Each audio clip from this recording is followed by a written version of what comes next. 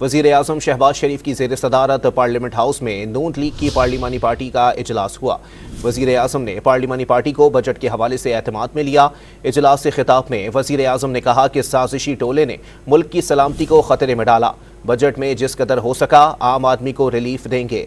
मजीद जानते हैं don news के नुमाइंदे इरफान सदुज़ई से। इरफान, मजीद बताइएगा। जी इरफान, आपको बताएं कि वज़ीर आज़म शहबाज शरीफ की ज़ेर सदारत पार्लियामेंट हाउस में नून लीग की पार्लिमानी पार्टी का इजलास हुआ। वज़ीर आज़म ने पार्लिमानी पार्टी को बजट के हवाले से एतमाद में लिया। इजलास से खिताब में वज़ीर आज़म ने कहा कि साजिशी टोले ने मुल्क की सलामती को खतरे में डाला। बजट में जिस कदर हो सका आम आदमी को रिलीफ देंगे। वज़ीर आज़म शहबाज शरीफ की ज़ेर सदारत पार्लियामेंट हाउस में नून लीग की पार्लिमानी पार्टी का इजलास हुआ है। वज़ीर आज़म ने पार्लिमानी पार्टी को बजट के हवाले से एतमाद में लिया है। इजलास से खिताब करते हुए वज़ीर आज़म मियां मोहम्मद शहबाज शरीफ ने कहा कि साजिशी टोले ने मुल्क की सलामती को खतरे में डाला। मजीद जानते हैं डॉन न्यूज़ के नुमाइंदे इरफान सदुज़ई हमारे साथ मौजूद हैं। इरफान, मजीद बताइएगा।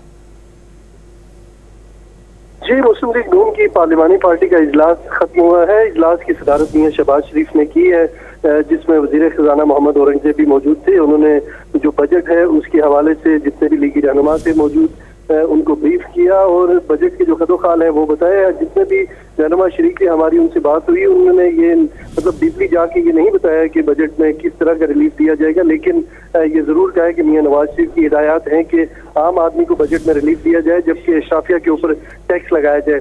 मियां शहबाज शरीफ ने इजलास से खिताब करते हुए ये कहा कि हमने ये कोशिशें जारी रखी हुई हैं, मुल्क में सरमायाकारी लानी है और इसके बाद मैं दूसरी मरतबा वज़ीर आज़म मुंतखब हुआ और जितनी भी इत्तेहादी जमातें उनका एतमाद मुझ पे मौजूद है और मैं इसी कोशिशों को लेके आगे चल रहा हूँ। और आज उन्होंने जितने भी लीगी रहनुमा इजलास में मौजूद थे उन्हें कहा कि आप बजट के हवाले से तजावीज़ दें और जितने भी अरकान हैं वो अपनी हाजिरी को यकीनी बनाएं। जी, बहुत शुक्रिया इरफान सदुज़ई अपडेट करने के लिए।